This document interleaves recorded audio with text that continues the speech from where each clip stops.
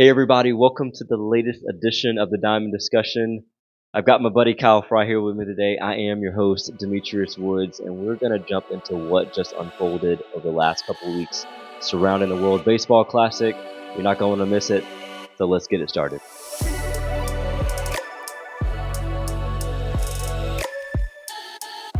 Alright guys, once again, I am your host, Demetrius Woods. My buddy Kyle Frye here with me again. I hope you loved having him a couple months ago on the show. He's back with us, thankfully. It's season 11, believe it or not. Episode 74, which is crazy to think about. So, just so grateful for you guys as our audience, man, just jumping in here with us. But more than anything I could possibly imagine, I asked you guys to help me out back in December to just connect with some charities that I feel that just are doing things the right way. And you guys answered the bell and then some. So I want you all to know that to date at this point, dude, we're over $16,000 raised for a host of charities, some right here in the United States, and including the Children's Hospital, which is doing things on a global scale now. So just so grateful, thankful that you guys have bought into some things that I'm passionate about and some charities that I feel like deserve some love. So just incredibly grateful for y'all and thankful for that. But again, as promised, we're going to talk about some baseball today. And so, brother, I'm going to let you kind of lead us off, man. Just taking us back to Tuesday night.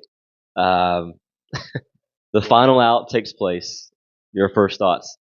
Man, well, I had a lot of thoughts about the tournament in general, but if to remind your listeners, I'm a Cub fan, so Chicago boy through and through. PCA here, in Nashville.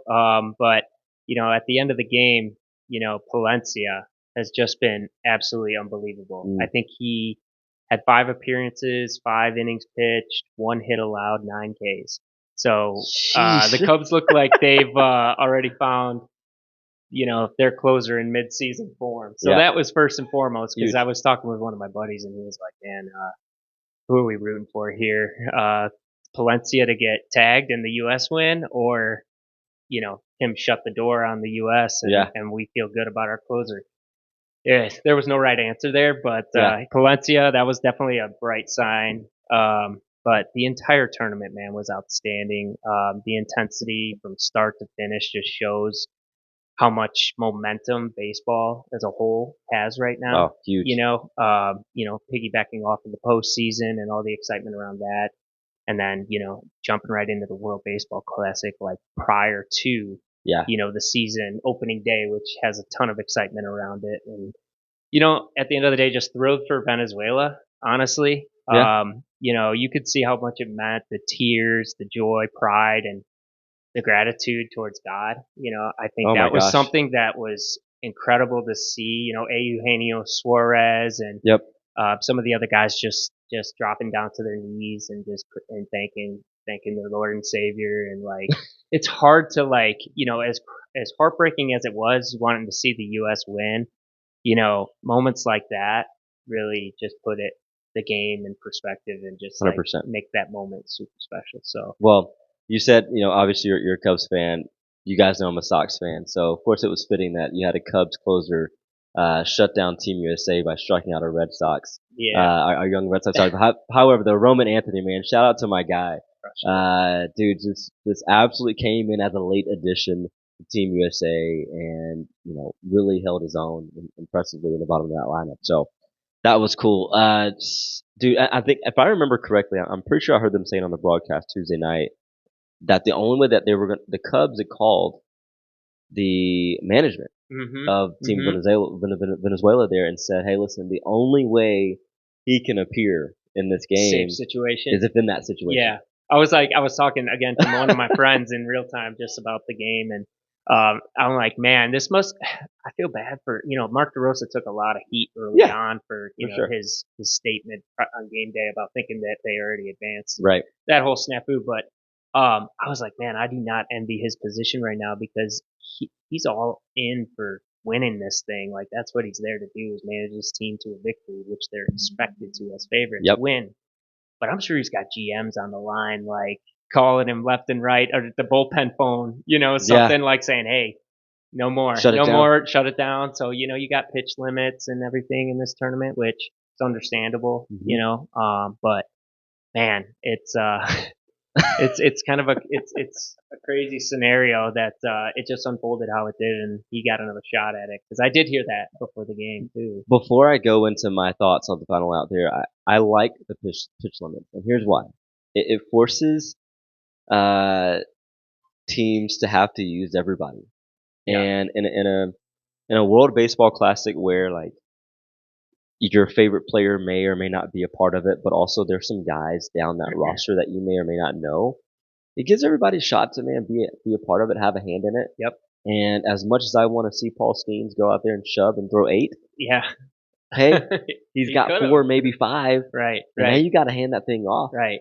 and see what happens. It's a game of chess Yeah. in that regard because you can't just ride the horse Yeah. long until the wheels fall off like a game 7 of World Series last game Right. of the year. They're just gonna ride the hot hands. Yep. Yeah, you really have to do mix and match. It's a different type of coaching strategy that has to come out. strategy for Yeah. sure. I mean, it's makes it tough. Because I was honestly, and I'm getting in the weeds here, but I was going to be concerned for Italy. Had they beaten Venezuela in the semifinals, they used Michael Lorenzen and Nola. Mm-hmm. I was like, who are they really going to throw And they're not against USA? right, and they're not bringing those guys back on No. short rest because they got limitations. That was the day before. Yeah. So I was Yeah. like, that's going to be They're not tough. Demetrius. They can't just turn around and throw another 6 after a complete game shutout. So. Yeah, dude. But my first thoughts after that final out, beyond the human perspective of what you just shared, the location of pitchers throughout the entire tournament, but specifically Tuesday night. I felt like the strike zone, you can say what you want about it. He didn't give anything upper level in the zone. I could tell that. And stuff on the outer half, he just was really tight with it. Mm-hmm. That was fair on both sides of the ball. Oh, yeah, absolutely. Consistency. But the way that the Venezuelan and even really the U.S. pitchers, the way that they were able to paint, it's like they took a trip to Home Depot or Lowe's, grabbed a can of paint, man, and they were just working the plate, man.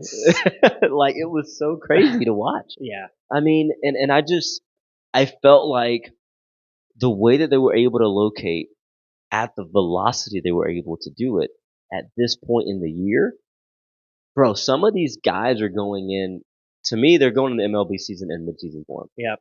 Like, those relievers looked good. And it was especially impressive that I think is Eduardo Rodriguez, starter for Venezuela. Yep. I mean, his lifetime ERA is 4.17 or something like that, and the last 2 seasons he's been over 5. Yet he just came out in absolute mastery. I mean, sure, you could say we were slumping, but I mean, he was painting, to your point. Yeah. He was painting corners and just seemed so poised and in control the whole time. I think through the U.S.'s first, 15 batters, Terang was the only base hit I think we had. Yep. So, I mean, he came out working. He did. I mean, all props. Yeah. All props to him. So, next thought here, man, just kind of fast forwarding here to the bottom of the 8, top of the 9, because this is when things got really interesting. I mean, it was already interesting to begin with, but maybe for the fans of baseball out there who they don't really follow baseball deeply, the end of the game where fireworks start to happen, craziness starts to happen, it gets kind of wild. That to me was kind of a roller coaster of emotions, leading from the bottom of the 8th where Bryce Harper just pisses on one, for lack of a better term, 432 feet, dead center. Dead center. Yep. To tie it up. Bat flip and all. Just, you're feeling it. It was. Right? And then Venezuela's ability to respond to that. Because my thought on that, dude, was it felt urgent for Venezuela right there. Because I felt that the longer the game got, had this thing gone to extras, advantage Team USA. Truly. Yep. But what would you say? Yeah, and that's exactly my thought. First of all, Bryce Harper in that moment. I was trying to think who took the 2-out walk right before him to get on to extend that inning. Was it Roman Anthony? Witt? No. No, it was Roman Anthony. That's Okay. right. So Yeah. that was a key moment. He grinded out that at Yeah, bat he and did. got himself on, and you're like 2 outs, a walk, okay. But then just Bryce Harper, who had been struggling mightily, Yep. I'll mention, throughout this tournament compared to what he's, how he usually performs. Man, just that absolute grit, that clutch moment, man, and dead center to your point, he crushed it, and then it really felt like a gut punch to the Venezuela team because it's Yeah. like they were in control. They were counting the outs, 4 outs away. Yeah. The crowd was livid and Dude, it felt like hostile. Venezuela just came up north, man. And To it Florida. was, I think it was like 80-20, something like that, in terms of Venezuela to American Really? fans in the stands. Yeah, man, Wow. they didn't empty out at all. Like, it was still packed well after the game. But yeah, that 2 out walk, Yeah. it's the little thing again that just extended the inning, gave Bryce an opportunity, and he delivered. Yeah. And then it just felt demoralizing, towards the Venezuelans. And to your point, they were kind of short on relievers. Yeah. So it's like, okay, if this goes into extras, I definitely give the edge to the Americans. But Absolutely. they responded right away, man. I mean, and I mentioned this later a little bit. I wanted to, talk about it, but it's like the mental grit that they have had from the start of the tournament to that moment. Oh my gosh. I mean, it wasn't really a surprise at that point. It was like, man, they just find a way to get it done, get base runners on, and grind out like tough at bats, bring it to full count, and they got to bring it to you. And so it's just power on power. Dude, that stolen base in the ninth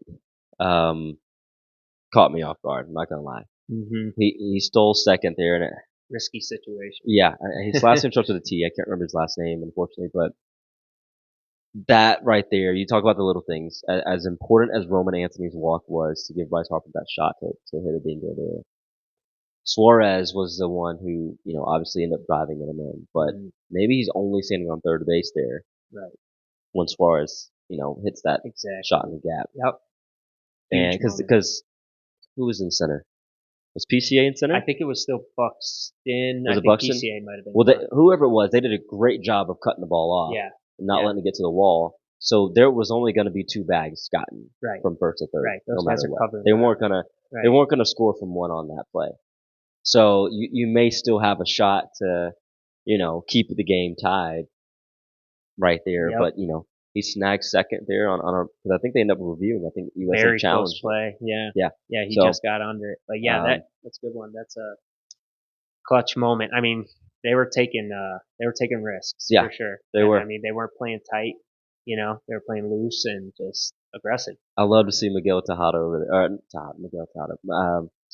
Miguel. My gosh, Miggy. Yeah. Cabrera. Yeah, Cabrera. Yeah. I love to see him over there, man. Just his energy and vibes. His vibes in the dugout, man. It's still weird, like seeing him like in a coach's setting right now because he's not far removed from his playing days. Right. But he's up, man. Yeah, he's up. You can tell he's the energy guy. Yeah. He's keeping guys level-headed in the dugout. You saw that a couple times throughout the tournament, like a lot of emotion out of that Venezuela team, and for sure, understandable. But he jumps out and grabs these guys and like calms them down and like keeps them in the right headspace. Yeah, he got Acuna a couple times, man. I thought Acuna felt like he got shafted on a pitch. Yeah. In the semifinals there, but yeah, dude, I love it. So, biggest reason Venezuela won and the biggest reason USA lost. Let's start with Venezuela. Biggest reason they won. What you got? All right. Well, I mentioned this, but they honestly just had true, genuine belief, mental toughness, and grit throughout the tournament. From the start, I swear they had the most brutal path to get here. Right. Yeah. So they started the pool with the Dominican Republic, which that matchup in and of itself could have been a championship, and it was only pool play. But they still went 3-1, got into the elimination round. Then they knocked off reigning champion Japan, which I think was the moment where they were kind of like, all right, we're for real. We're arrived. We better get some respect now. And then it's like they knocked out Cinderella Italy, and then finally taking down the Goliath of the whole tournament in the U.S. I mean, it was arguably the toughest run towards a gold medal. And Well, I've if you ever looked seen. at the odds on favorite, they had the fourth best odds, Okay. right, to start the tournament. But they had to go through the three teams ahead of them, That's the DR, Japan, and the US. So exactly. absolutely, they had the toughest Yeah. path, Yeah. and yet they come out on top, Yeah. which is So insane. they're resilient. Man. I feel like their passion, man, to kind of coincide with the grit that you mentioned for them. That was something that I felt like was they exuded that, and so did the DR, so did some other teams, but they not only did they exude it, I felt like guys like Miggy, they were able to have it and keep it tame enough Mm-hmm. to be used in the fashion that they used it because Right. they didn't go overboard. But man, did they come with fire and they played like they wanted every single. Just seemed like it meant more than just a game, Yeah, just a gold medal to them. yeah. This Not that wasn't a tune-up for them. not that the U.S. didn't want it equally as bad. Yeah, You could just see the emotion, like from the first game, first pitch with that team yep, to the championship. You know, absolutely. so the passion for sure. So to kind of go to pivot to Team USA real quick, the biggest reason they lost. I mean, obviously we could come up with different answers on this for sure, but my gut says, and just going back and thinking through the entirety of the game from Tuesday night, I felt like they took way too many strikes, man.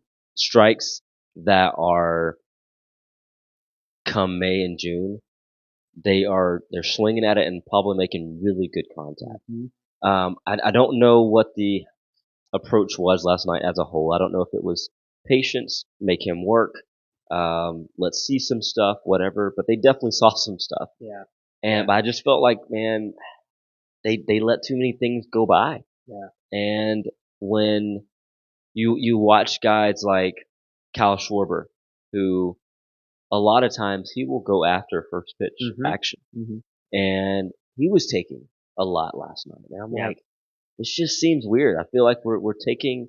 We know these Venezuelan relievers. They're in the majors. right, We know it's coming in at 96 to 98, right, and we know it's not necessarily gonna be flat, but right, it's probably gonna be over the plate right. within one of the first two pitches. And I just felt like there were a lot of deep counts Mm-hmm. that we were just kind of, trying to swing into survive Mm-hmm. versus swinging for extra base hits. Yeah. So that would be my quick little analysis on the U.S. Man. Mm-hmm. I felt like for us to only have two base hits within the first, I don't know, 5 or 6 innings It's not gonna get it didn't done. add up. No. Yeah, and it all to your point, it almost seemed like intentional, like it was a game plan going in that they were Yeah, gonna see some pitches, try and get Rodriguez's pitch count up early potentially to get to the pen, knowing that they yeah, were shorthanded, and kind of how that might transpire. I mean, that's speculation. We don't yeah, know that what's going on in the background, but yeah, I mean, they weren't attacking the game like the Venezuelans were. I think yeah, what was it, Acuna? Like what to lead off the game? Wasn't it like first pitch or yeah. it was early in the count and he just rips a single. So they were attacking early, and I feel like that's the best way to play the game, especially from a hitter's standpoint. Hmm. Don't wait around. I mean, if you're a leadoff batter starting off the game, sure you want to take pitches and So get it. try and see it, but I think I said this last time. It's like sometimes the first pitch that pitcher's just trying to establish the zone, trying to get ahead, Hmm. thinking he's got a freebie. Well, it's more than often it's going to be the best pitch you see in the at bat. So it's Yeah, like if you take that mentality into your at bat and you're just sitting on a pitch to start the at bat, granted it's a strike, you're already in a hole, yeah, right? And so it's no shock, the bats went cold.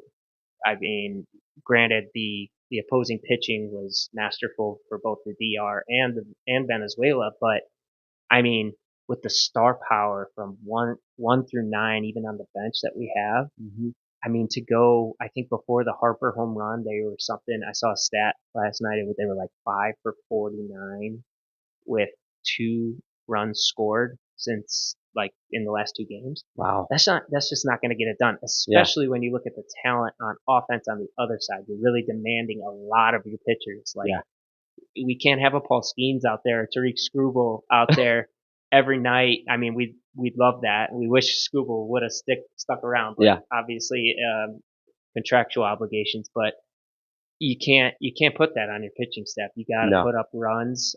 This was a tournament that had high octane offense across the board, and yeah, it's the bat cold spell just came at the worst time, and it makes you wonder, Yeah. like what was going through their mind, what was their approach, because a lot of those guys I can speak to, in particular, like PCA is a good example. Like that guy attacks, he swings at most pitches Sure. out of the zone. It's kind of an issue for him, but we're not complaining because he's an all-star and obviously he's making a name for himself. But I love that mentality. I'd rather have a guy that's out there hacking, trying to do damage in good in 0-0, 1-0, 2-0 counts. I mean, versus like just sitting on a fastball and then you're in a hole. What's coming next? And then you're playing. You're falling behind and you're already at a disadvantage. So yeah, the cold spell, man, worst time. Yeah. Credit to the opposing pitching. Absolutely, man. Venezuela absolutely mowed down our lineup, and like you said, credit to them. It took me a couple of seconds at least, to digest the loss last night, because I was, I'm a fan of baseball, but I'm rooting for my guys. Yeah, of course. Team USA. But to your one of your points, I felt like this tournament was made for offenses to explode, because you knew you were gonna have guys on pitch counts. You knew that you were going to probably see certain relievers in certain positions. That, especially the way the schedule was kind of laid out. And honestly, I felt like the U.S. had an advantage in terms of pitching because they had a day of rest prior to the final. Venezuela did not. Right. And so I'm like, all right, this is set up nicely for our offense to really take advantage of Eduardo early. Yeah. And then see if we can get their bullpen and rock, but that's baseball though, right? You can't, it's hard to predict. I mean, March Madness is among us right now. We're going to try our best to predict that, which you can't even do that. But baseball is even harder. I mean, the baseball, this is the baseball March Madness, and it's tough to predict what's going to happen, because you can't just look at a team on paper and go, yep, they're going to win tonight. Right. Because you got teams filled with all-stars, you've got teams filled with major leaguers, minor leaguers, all guys who they're just fractions better than the next guy. Yep. And sometimes that fraction doesn't come through. In a one game, winner take all, like a game 7, like baseball is a sport where any team can beat any team on any given night. Yep. I mean, you really have to bring your A game night in and night out. And it's tough. It's tough to be at that level on your, you want to bring your best every night, obviously, but sometimes you don't have it. I mean, talking about the cold spell, like your 3-4 hitters and Schwarber and Judge. Yeah. I think it was 0 for 7 with 6 Ks and a walk combined last night. It's not going to lead to a lot of dubs. Yeah. But I think I saw the stats come up. It was either 5th inning or 7th inning last night, but they said the U.S. didn't have a guy in scoring position since the 4th inning of the semifinals game. Yeah. Right. So that's anywhere from 9 to 11 innings worth of at bats with nobody in scoring position. It was a long ball that got us, past the DR in the semis.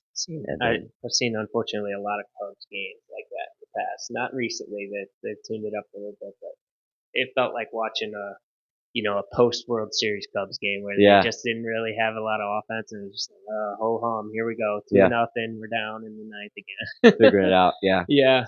So, dude, from a big picture standpoint, I gotta ask, because, this is internationally speaking, I think this is Venezuela's biggest win in a very long time as a country through a lot of sports.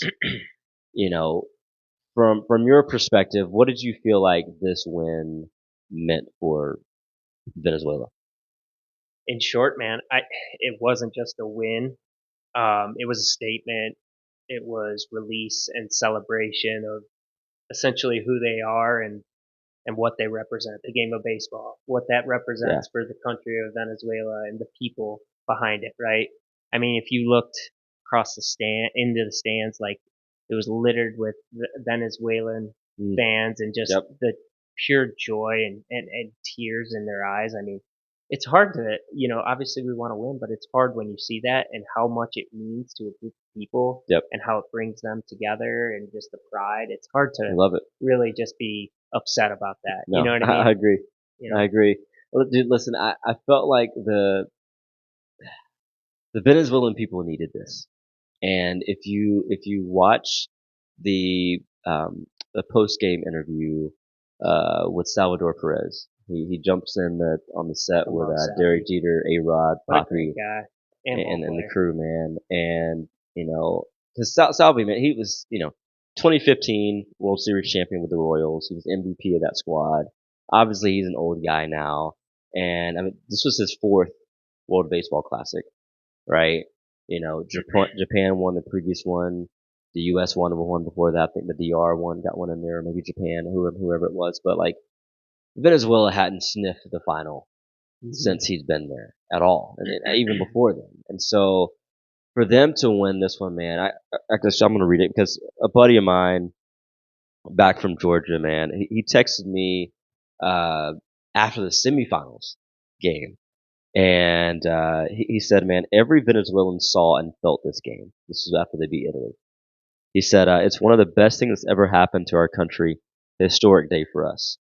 And, honestly, I got to tell my buddy Alexis, I'm like, listen, you can bump that one down the list now just a little bit because now getting the final, getting that gold medal locked up. Yeah, the pinnacle. I mean, that's what a crazy situation for them. I mean, in that country and just just where they are as a country right now, and just in a tough spot, right? Yeah. But giving your people something to celebrate about, something to rally around, and just I don't know, man. I've said it a million times on this show, right? Like sports really do bring people together, and as an American and as someone who was rooting for their opponent last night, I can still appreciate the W that they got and what that means for that group of people, man. So it's good stuff, dude. Yeah. I love it. All right, man. Well, hey, let's take a quick break, guys. We're gonna jump right back in and talk about the semifinals matchup between the U.S. and the DR, followed by the champs Venezuela and Italy. We'll be right back.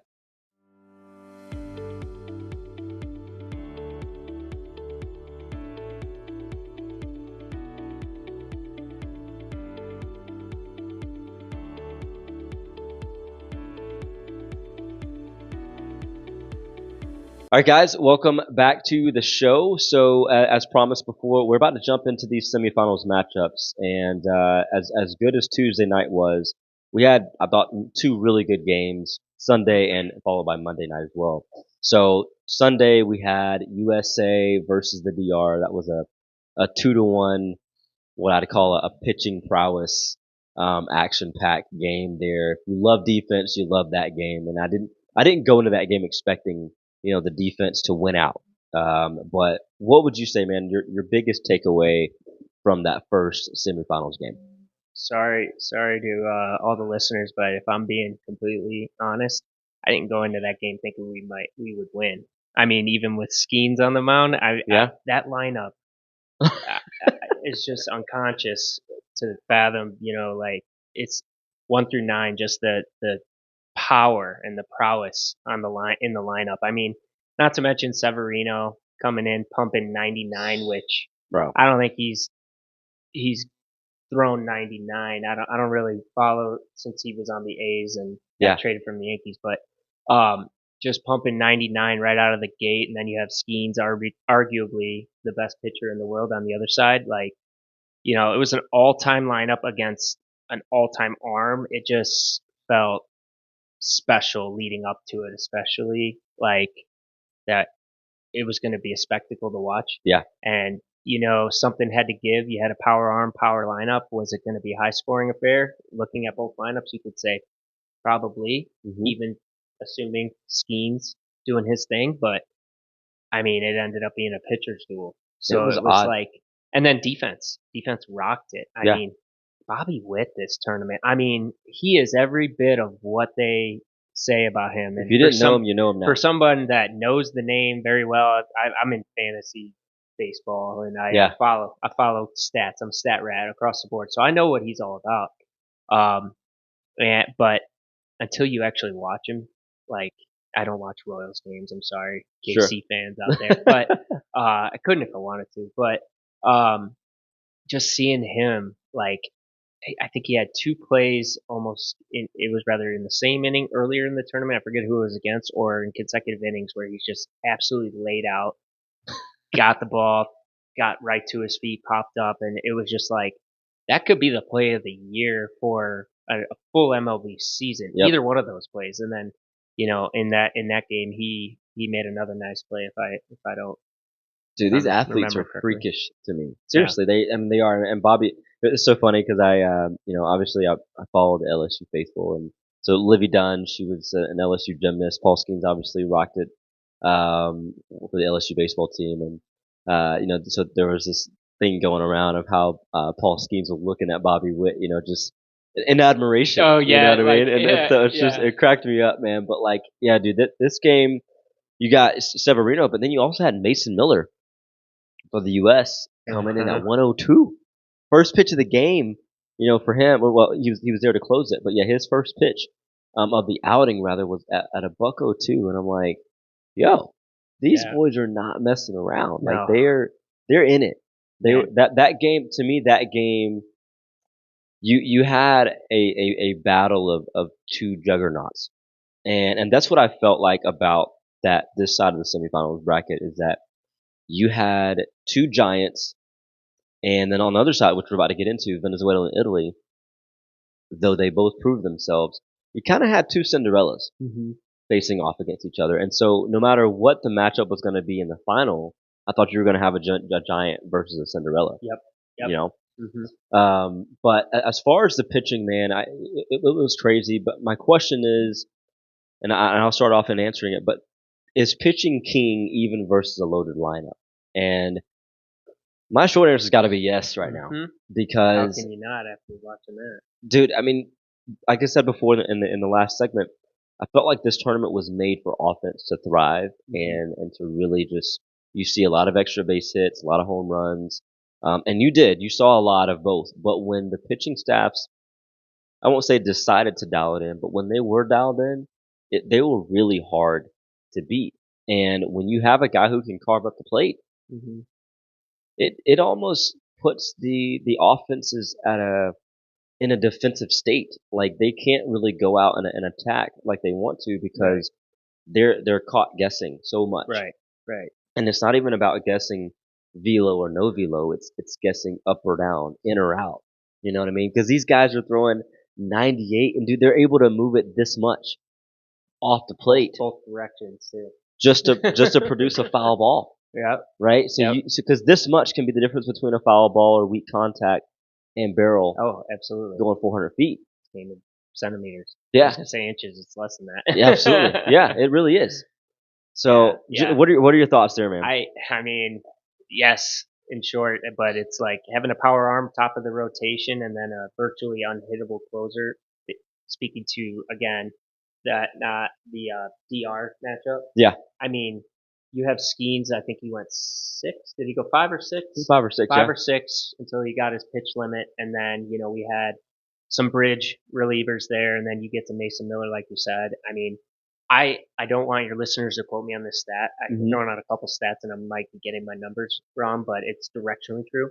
It was announced during the DR game, but since September 8th of last year, I guess, after Mason Miller got traded, I guess hitters against him are like a combined like 0 for it's like 40 to 50 or something like that with 26 Ks. Yeah. Virtually unhittable. So when you get to the 9th inning right now, I don't know who else you'd want out there than Mason Miller.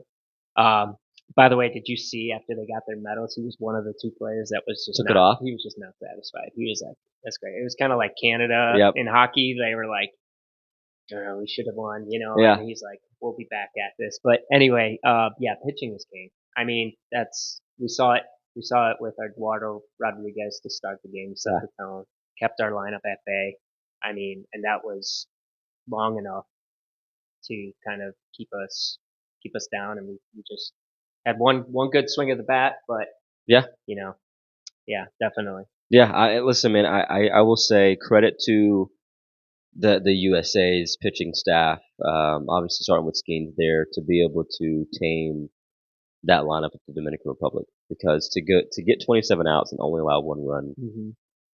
And you know Hats something off to you. something else I was thinking about and relating this back to the college days. Pitchers are always ahead of hitters, especially early in the season. Yeah, But one thing you have to consider and why the pitching was even more impressive on both sides is because a lot of these guys internationally are playing winter ball. So they're coming in not necessarily in, spring training form like a lot of the American players. sure. They're still in mid-season form. They never fall out of form Fair enough. because Yeah, they've been playing, down yeah. south for months. That's And a good point. yeah, so they come into this and you'd say, oh, pitchers have an advantage, but I don't think they did. No, So they were really pitching that well. So it really speaks that's to scary, just how man. dominant. I think we're in for an exciting MLB Oh, season dude, I start. cannot wait. I Yeah. cannot wait. Okay, so the other semifinal matchup, the battle of the Cinderellas, the perceived Cinderellas, I would say right now. Venezuela and Italy. It's a 4-2 ball game in the end. Italy, to me, had control through 5 or 6 innings, and then Venezuela flexed a little bit to kind of take the lead and really kind of get a late push. But from your perspective and watching that game unfold, like how do you feel like Venezuela really? How are they able to really kind of eclipse Italy in that sense? Because I felt, from my perspective, I felt like Venezuela was they were dead in the water. Hmm. Um, Italy just they hadn't lost all tournament. They were undefeated going into this game. They take a pretty quick 2-0 lead as well, similarly to what Venezuela did to the USA in the final. And I'm like, all right, here we go again. Hmm. We're about to potentially see an Italy versus USA Rematch. final rematch there in the final, Yeah. and Venezuela was like, nope, not so fast. Yeah. We got more work to do. Yeah. I was impressed. It was super impressive, especially falling behind early to this Cinderella team. Hmm. Their bats were as hot as anyone's there for a stretch of time. And credit to Omar Lopez, the manager of Venezuela, Yeah, because in reviewing the box score and just refreshing my memory, it looked like they really, pulled the plug early on the starter, hmm, where they were putting up runs early, that Italy team, and they deployed 7 different relievers, and they blanked them. They blanked Italy from that point crazy. forward. So it was a game of chess and essentially a de facto bullpen game for Yeah, them. But masterful job managing. I mean, talking about a guy when you were happy for the players and you saw their reactions. Like I think at one point they were telling the story about Omar and kind of how he was saying this is oh his last yes, go of it. I know yeah, he's been with a pro club and but in terms of World Baseball Classic, this is going to be yeah. his So last hang it go of up. it, and they're just going to hang it up. And so, um, you know, just an absolute masterful job in coaching and managing that situation. And falling behind early against the hottest team in the tournament, Yeah, undefeated, and having the players rally around you and mixing and matching the relievers to shut down that offense and give your offense a time, an opportunity to scratch and claw their way back, which is exactly what they did. absolutely. And it was a beautiful thing to watch to me. If you like baseball a lot and you kind of you see trends happen and things like that with the teams. But man, I got to give some shout out to Italy because they to me they were every game they won. I became increasingly more of a mini fan of the Italians. I mean, Yeah, yeah. I love the espresso Espresso shots, machine. man, Man, we in got the to get that dugout. this summer. Yeah, We got to come up with our own yes, ideas. absolutely, because Espresso at night might be that a was little such a tough. great idea. Like it was so fitting, obviously, for them. And I think at one point they were leading the tournament in home runs. Yep. And like, dude, I mean, they didn't have the juggernaut of a lineup that the DR and Japan and Team USA had. Not even as much as maybe Venezuela had, Mm-mm. but yet they're doing it with some really good, solid dudes. And what I hope for some of these guys, um, I'm gonna butcher his name, but I think it's Ananochi or Anatochi. I can't remember his name, Mm-hmm. but he's a minor leaguer. Okay. Dude, I hope he gets a call Yeah. up because he was so impressive. He was the one at shortstop that deked out one of the play players. Was what a heads up play. I mean, he sold out on that too. Dude, that was so cool. It had so cool. Huge even before that, I mean, offensively, he's been fantastic. But then after that deke out, I'm like, dude, I gotta know more about this guy. Yeah. So anyway, the Italians, man, I don't want their story to go untouched on the show today, because I feel like what they were able to pull off and the fashion they were able to pull it off was impressive, because now you got to remember they were in a pool with USA and Mexico. Mm-hmm. Okay, Mexico was supposed to be in that other quarterfinal spot. Let's be real about this, right? Mexico they're good, really good. Right. And so and I think actually until this WBC, the U.S. hadn't beaten Mexico in a long time. Yeah, it's been since like 2006 or 7. It's been a minute. Yeah. Right. So I picked in my mind, I picked USA to win that pool and for Mexico to be the runner-up, and I was wrong both times. Yep. Right. Yep. Italy's like, hey, we're here. They were third best odds in a long shot compared to Mexico and the U.S. Yeah, they announced that they arrived. I mean, for the next World Baseball Classic, nobody's going to be taking them lightly, and kudos to them. I mean, beating the U.S. in pool play, and which could have been detrimental if we didn't have a little help. I mean, we were scenario watching, and it was just it was a stressful night that didn't necessarily have to be. But it's again credit to give your flowers to Francisco Cervelli and the boys over there in Italy. I mean, they took care of business and knocked us down, and thank God we had another chance to come back in the knockout round and make a run at it. But dude, can we sit on that point for just a second? Because we haven't talked about that in the show yet, and I don't think we'd planned to. But I don't know that I have. I watched that Italian Mexico game so intently, and I'm thankful that a lot of it happened early. Like a lot of the scoring happened. To have that deep breath, man, of relief as a fan of USA. I'm like, all right, we're good now. And then I texted you, like when I felt like we were good, and you're like, dude, I just told that to Noelle, right? And I'm like, yeah, all right, we're all on the same page. I just said that out loud, and she's like, oh, okay, yeah. So I'm like, dude, we need some help here, and then of course, it turns out that way, right? And you get a scenario where both teams are in the same. Both teams take care of their quarterfinal matchup. We'll talk about here in a second. And then, because Italy had to play Puerto Rico. Right. U.S. got Canada, and neither team was a pushover. No. And so, we'll jump into the quarterfinals. We'll jump into the quarterfinals here after the break, dude. But anything else you got on Team Italy? No, man. That espresso tradition, I think, is going to live on. It's a total vibe, and it's Vinny Pasquantino. I think shout out again, Casey Royal. Yep. But he, much like Harper, he started off so ice cold, and that again for the guys not playing winter ball, that's going to happen. That's what spring training's for, right? Yep. Getting those ABs, and this is essentially their spring training. But he really turned it on for them. I mean, I think I was watching a game where they showed a graphic. He was 0 for the tournament, and then that he popped one out, and then the next at bat popped another one out, and he just went on an absolute tear. And he was leading the charge with the espresso machine. I think it's like the espresso and the blazer. I'm like, yep. Yeah, the blazer was a vibe too. That's what's up. So, all right, guys, we're gonna take one final break, and then on the other side of this break, we're gonna jump into those quarterfinal matchups real quick, and then a special treat for you.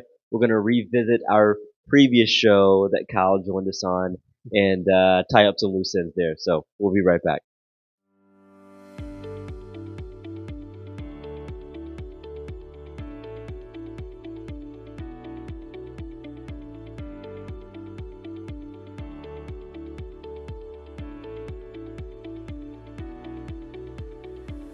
Okay, good people. Welcome back to the show one final time. As promised, we're about to get into these quarterfinals talks real quick. Just to kind of recap, okay, the storyline here with each of these games. And we had some really good games. USA took down Canada. I felt like that got a little dicey for a second there for Team USA, but they made it through. The DR demolished Korea 10-0 in that game. Dominican Republic, they were just too much for the Koreans there. So shout out to the Koreans getting there to the quarterfinals, but that was to be expected. The third one, you had Italy taking down Puerto Rico 8-6 in a relatively high scoring affair. That was a little surprising. If you watched the tournament, maybe it wasn't as surprising if you watched the Italians play throughout. And then the final quarterfinal matchup there was the biggest upset. Venezuela taking down Japan 8-5 in that matchup. So we're gonna quickly here talk about our favorite one out of these matchups and maybe why it was our favorite. Brother, I'm gonna start with you. Which one of those four would you choose? I'm not being a good American if I don't say USA versus Canada, which is not my choice. I mean, it was like a gold medal revenge tour there for Canada. But yeah, no, I'm gonna definitely have to say Venezuela over Japan, just being the biggest upset of the quarters. 2 ties, 4 lead changes. It was electric from the first pitch. I mean, you had Ronald Acuna leadoff homer, Otani immediately answering ho hum, him doing Otani things like bottom half of the inning. With 2 elite arms with Ranger Suarez and Yamamoto on the bump. It just kind of, that kind of instant fireworks just made the moment even more impressive because of the quality of arms that were on there and just the back and forth pendulum swing of the game, not knowing, one team's up and then the other team came back and then it just, like I said, all the lead changes. So it was one of the most entertaining games of the quarters, if not the entire tournament, in my opinion. You talked about Paul Skeens being the best pitcher in the world, arguably right now, and I can't disagree with you too much. But the other arguably one there I could put in that conversation right now is Yamamoto. Mm-hmm. And for this Venezuelan team to, really get to him early I thought was kind of cool to watch, you know, because Yamamoto in the World Series, you just had to roll your eyes if you're not a Dodger fan this past year. So it's a cheat code. Absolutely, man. So he's just I think that we may have talked about it, or I may have talked about it in a previous episode, but I think we saw more split fingers in this World Series than ever before. So tough. And getting Yamamoto twice, the Blue Jays were just tough. That was tough. All right. Anyway, so Yamamoto, he's great. Skeens is great. I'm gonna go quarterfinal though, Italy versus Puerto Rico, because it's a good one. I picked Puerto Rico to win this game, even after watching Italy go undefeated in pool play, because I just felt like Puerto Rico had more. I also felt like Puerto Rico had proven that they could win in some tighter situations. But Italy, man, they shocked me and impressed me in a number of ways, and this was another one where I'm like, all right, I keep picking against these guys. Why? What's going on here? Like these fellows are doing it the right way. Espresso power, man. Yeah, and listen, man, they were also like they had a little bit of small ball sprinkled in there. They obviously they hit the long ball, and I think up until this game they led the tournament in home runs, but they were just singling machines in that game, right? And so for me, that would be the one I'm going with. They were all great, like you said. It's hard to pick against any game that USA is in. Right. However, by the way, though, to add salt to the wound to my Canadian friends out there and listeners, I mean, we get Canada in both gold medal matches in hockey. And then the Paralympics come around, sled hockey as well. USA over Canada in the gold. I believe we call that in the U.S. a clean sweep. Absolutely. The trifecta I thought we were complete. in a little bit of trouble, though, I will admit. Oh, yeah. Leading up to that game, when I saw that the Canadian baseball team was wearing the Canadian hockey team's jerseys in pregame, and that had me a little concerned. Yep. I'm not gonna lie. Did we use up all of our good juju? Yeah, I saw that we tried taking a page out of their book and wearing our guys' gear before Tuesday night, the championship, but it didn't work out for us. It's all good. It's all good, man. So yeah, I would say though, man, shout out to our Canadian friends out there, man. It's been I know it's been a tough go, but you'll bounce back. I'm sure you'll figure it out. But All right, guys.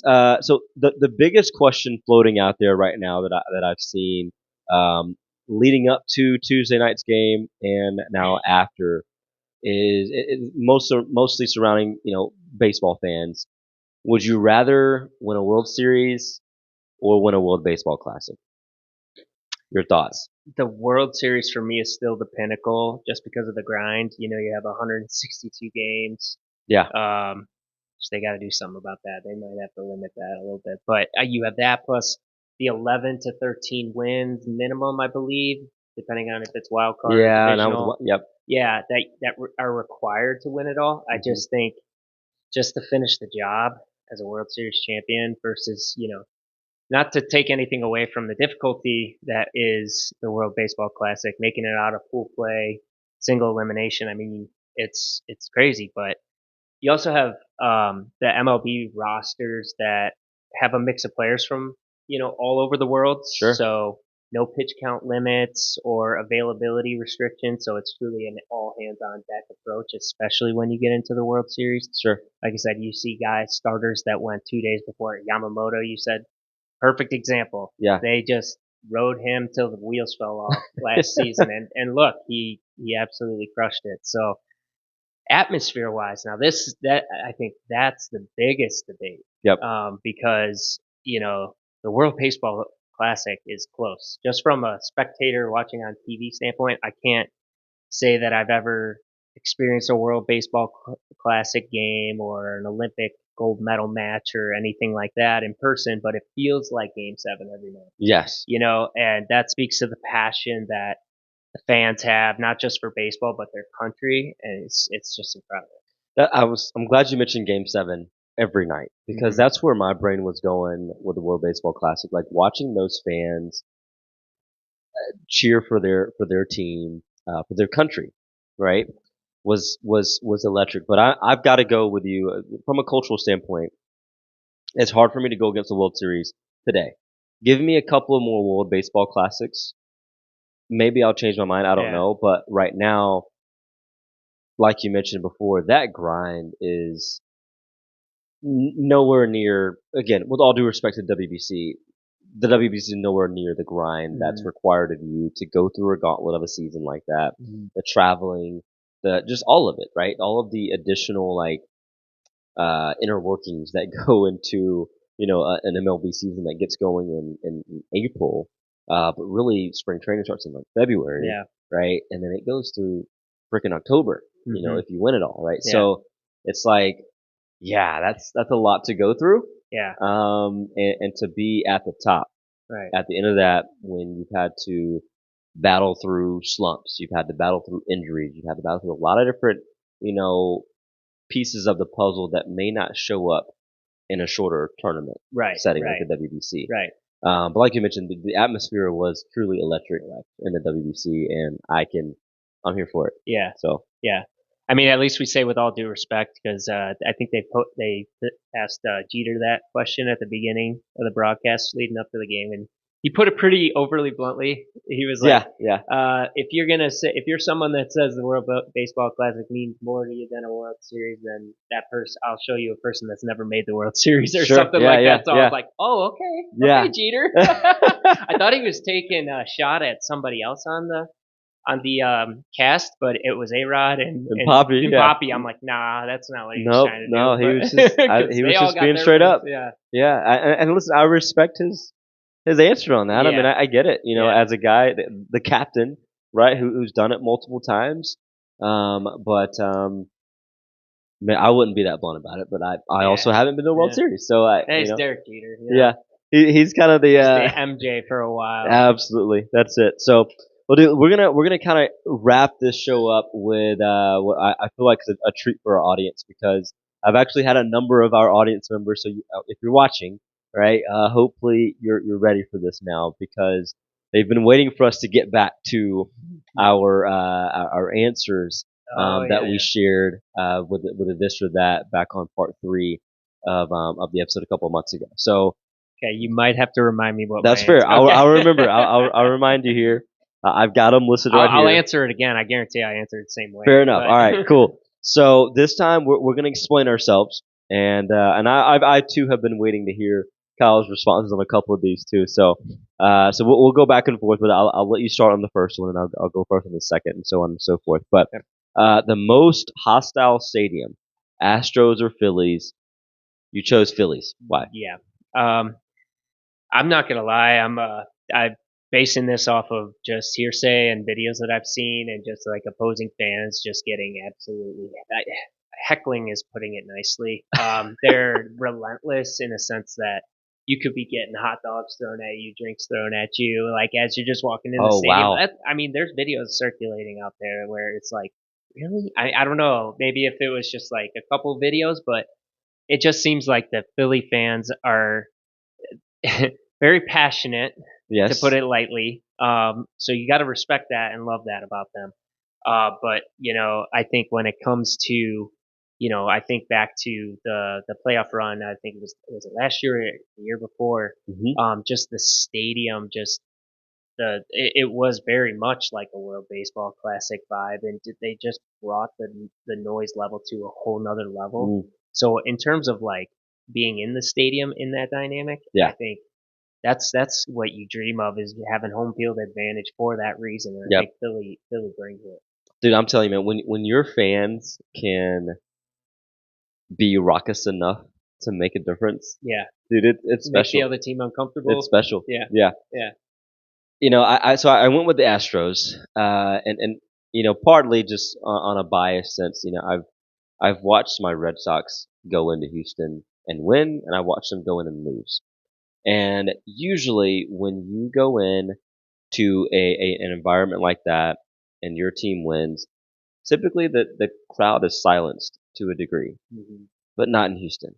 Those fans they were still giving us the business, even when we were winning. And I'm like, yo, like these guys are wild here, man. Like, and so then I went to an Astros game.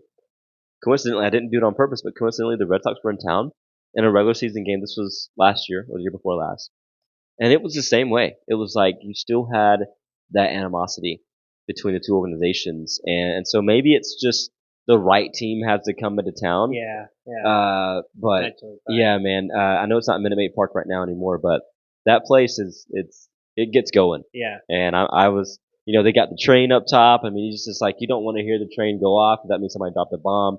And don't let the fans know that you're upset because yeah.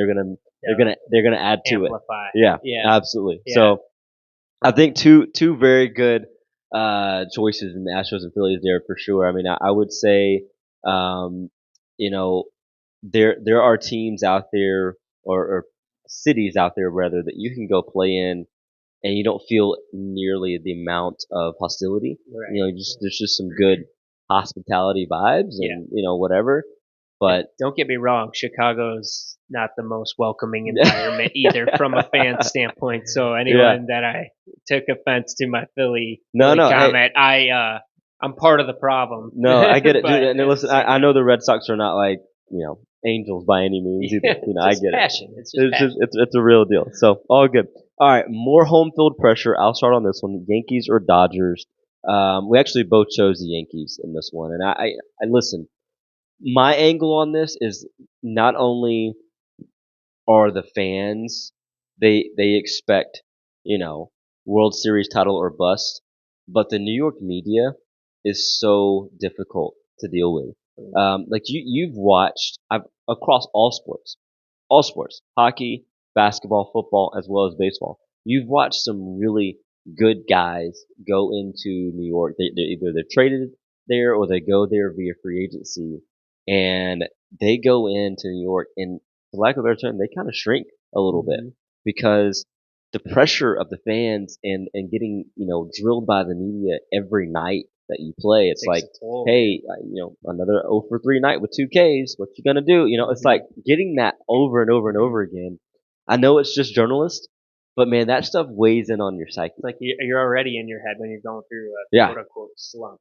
But it's like on top of that, you have tons of media yeah, folks to answer to on top of that. So yeah. And I there's don't no envy media it. like the New York Yeah, media to me. yeah, But yeah. you chose the Yankees as well. Yankees as well. I mean, it's a storied franchise. Like they cheer. They announce the players' names every game. They really do demand greatness, and they they've had stretches of decades of success. And, I think it's an expectation that was set long before, you or I came along, dating back to the Babe Ruth, the Mantles, and, all the Lou way up Gehrig's, Lou man, all Gehrig's. of them. I mean, it's just the expectation. It's one of the storied franchises in the league. And so I think, winning that culture, wearing the pinstripes, Yeah, it's just one of those things that they expect to be elite year in and year out. And they definitely have the payroll to do so, as do the Dodgers, 100%. but especially the Dodgers these days. But um, yeah, the expectation is they're going to spend the money on the players, put the product on the field, and they're gonna be in the running every year, year in and year out. And honestly, they are They are, almost every year, yeah. right? But again, it's not about being in the running for them. No, And I think that's where, the rubber meets the road for that franchise. right, We're paying top dollar right. for top guys to Yeah, come in here and be top of the line. and I think that's the reason that, like, a lot of people outside of LA and New York just despise both of those franchises Sure. because they do have all the money and they do get just year after year better. It seems like Yeah. good quality players, long, large contracts. But so you find yourself rooting against those types of teams. Yeah. You got to tip your cap to Magic Johnson, what he's doing in LA too. I mean, Dude. there it is. We are witnessing a little bit of a dynasty unfolding in front of us, if it's not already. Don't let him win again. Please no. Don't seriously. Don't let him win We're good. again. I'm We're telling you, good. man. We're good. It's he's got some of the Laker And they're magic young sprinkled too. on those A lot guys. of those Yeah. guys are young. So Yeah, dude. I mean, old man Kershaw. Tuesday night was it for him. yeah, And so he's out. So that brings the average age down yeah, already. So yeah, it's interesting. So all right, next one here. So best stadium vibes, Padres or the Braves. I chose the Padres, and listen, I've been to both places. Obviously, I grew up watching the Braves, living down in Georgia. I was a tour guide there when they were at Turner Field, and then I've been to a number of games here at the newer stadiums, not as new anymore, but and then I've been to one single Padres game, and I guess I caught it perfectly because on Friday nights is as do most teams, but Friday night is their City Connect night. So they wear their City Connect jerseys, and I guess I don't know if it's just Friday nights or not, but either way, dude, they have a freaking party. Okay, center field, there's a stage not facing the field. The stage has its back to the field, so the fans that are partying they can also still see the game, right? There's live music, right? There's and you can get a lawn ticket. You don't even have to like pay to come into the like game. the move. Dude, it's Yeah. like, and you got it. You're 450 feet away from home plate, Right. but still, you can still see Yeah. the game. Yeah. You can have a party, have a good time. It's good vibes, and they open it up like a good 90 minutes to 2 hours before the game, Yeah. and the party doesn't stop till the last pitch. So That sounds fun. they got the fireworks, of course, and dude, I mean, I would say that um, I won't slight the Padres in terms of like their fan base not being passionate, but I just think their fan base just like to have a good time. Mhm. And so that's kind of how I felt because I think that night we were there, they were playing the Angels or somebody kind of lowly, and the team ended up beating the Padres that night. But like, not that the fans didn't care, but like Right. they were still partying though. Yeah. Like it was still a good vibe. We're having fun. Like Yeah. Mid-season, maybe the weekend is here. there's a lull, Yeah. in the season that they're just there to party. That's it. So I mean that's why I have to Yeah. give the Padres the tip of the hat on that one. But you chose the Braves. Yeah. I What you chose the got? Braves mainly because I have not had the Padres experience yet. Padres party. Yeah. Yeah, the Padres party yet. Definitely on the bucket list to go to. Didn't know about all that extracurricular. That's crazy. But yeah, my experience at it was Truist at the time. Yep. It had just opened. I think they were playing the Mariners. I'm a big fantasy baseball guy. I had the Mariners starting pitcher on the bump. I'm not like a fan necessarily of either, but I'm a big ballpark guy. And I went to the game, and my pitcher didn't do great. Braves took him deep a few times early, and he got the early hook. But yeah, no, I just thought that the amenities were great, and I'm Yeah. a big advocate for amenities, scenery, pricing, overall outside the ballpark. atmosphere, vibe. Mm-hmm. I really use a lot of criteria when I'm judging my ballpark experience, and it was just a super easy. I understand that they built around that park like a village, like so Beautiful. many of these stadiums are doing now. Yep. I didn't get to experience It's that like yet, truly Braves country out there. so Man. I'm sure it's a even better experience than it was. But yeah, they had like a tri-level restaurant slash bar deck in the right field corner. Yeah. And I think that would, at the time, that had been one of the first times I've ever seen anything like that inside of a ballpark. So, food was great. Yeah. Food is also an important part of the criteria. Has to be. Yep. So, yeah, I look forward to getting out to, Padres Stadium. Do you know possibly offhand like how many stadiums you've been to yet? I actually, I want to say of the 32, I'm at like 19 maybe. So Really? yeah, so I Dude, still you're got. closing in. I am closing in. I have a ways to go, and I've been fortunate enough, being in medical sales, traveling the nation Yeah. for a while. That over the summer months, that's always the thing I'm looking for. Is like if I have time during the evening and they're in town, like Yeah. I gotta go. I gotta go. I'll just Love that. get dinner at the ballpark and experience it, take it all in, and take some cool pictures. Man, that's awesome. Yeah. Dude, Bethany and I were fortunate enough. We only got 4 left, and so we'll catch all 4 this year. So here in a couple of weeks, we'll head out to Kansas City, Minnesota. Oh yeah. Do a road trip there, and then at the beginning of May, we'll head out to we'll fly to Sacramento to see the A's, and then we'll finish up in Seattle with the Mariners as our last one. So I'm gonna do a show. I'm gonna do like a couple of shows. I'm gonna go like I was thinking like do like a best food of each ballpark because I've kept track Have you? of like Nice. all of the experiences with the food. Okay. Best parking options, Okay. just all of those little, Yeah, like that. random things that only baseball fans. master spreadsheet. I'm gonna Yeah. have to hit you up. So yeah, I will say still to this day, the Los Angeles Angels have the best parking. Little random footnote there. It's like pulling up to a high school. I enjoyed that experience. Yeah. When I went to It's I feel like I parked at the front gate. Yeah. It's weird. Yeah. So Not $10 Not at that. typical for the others. No, not at all. Not at all. Usually there's a hike involved. All right, guys, one more, and then we're gonna get to our thought you should know moment and get you guys out of here. Thanks for sticking with us. The most ruthless fans in the land, Yankees or Phillies? You chose Phillies. I chose Phillies, and I think I won't dive into it again. But Okay. a couple of it just I haven't gone to a game personally myself, but like just looking across the board, Flyers, Eagles, and Phillies, like just the passion that city has around sports. Yeah. I mean, it's comparable to New York and the Yankees, Giants, Jets, and Boston, and with the Red Sox and the Pats. So yeah, they're very passionate, but they're very loud, and they get the rap of not being the nicest in terms of their banter, but I just think again goes back to that playoff moment a couple of seasons ago where I think Kyle Schwarber was doing a post game interview, and granted he won the World Series with the Cubs. He knows what it sounds like in a city that hasn't won the World Series in 100 years, and we went absolutely nuts that night. But he said he still to this day has not heard a louder environment than that. I don't know if it was a game 6 at home or game 7 a couple seasons ago.